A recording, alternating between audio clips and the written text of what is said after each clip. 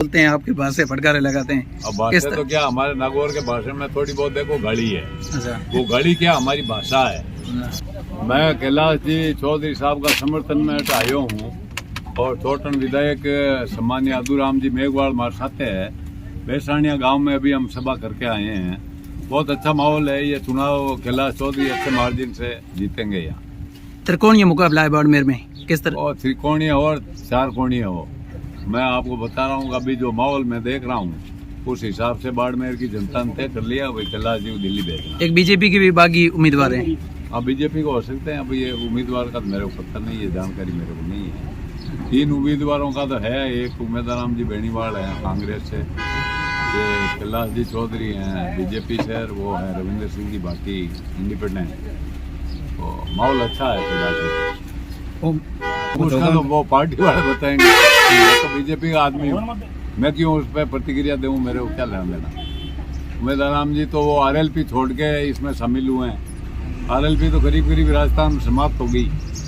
सब पार्टी के लोग छोड़ के चले गए, उनको कोई बचा ही नहीं उनके पास। वो खुद ही 2000 से बचे हैं। ज्योति जी के सामने आरएलपी के उम्मीदवार हैं नागौर में। ज्योति जी के सामने इंडिया गठबंधन का था। अच्छा, चाहे गठबंधन नहीं हुई, वो ठगबंधन है। हाँ।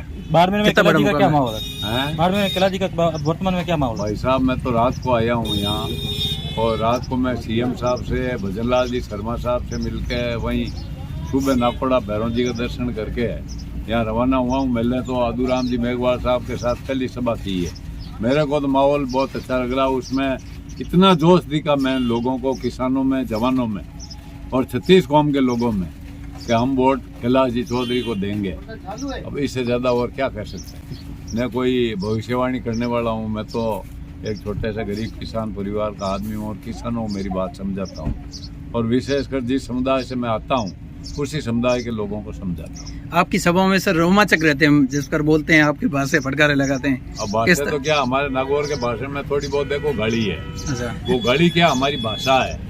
अभी आपको बुरा लग जाता है कि भाई ये इसने ऐसे कर दिया, अरे ये कह दिया, वो हमारे नागौर की भाषा है। जहाँ तक आप सुनो वहाँ जाके अभी इंतजार करते हैं। कल फोन किया था, गालियों का इंतजार और निकालो कुछ भाई साहब माफ करो। गाड़ी निकालने से लोग कहते हैं कि ये अभद्र भाषा का प्रयोग करता है। और कुछ मैं जिस समाज से आता हूँ ये हमारे खड़ी बोली है जाट समाज की, तो इसको कहते हैं गाड़ी मान लेते हैं।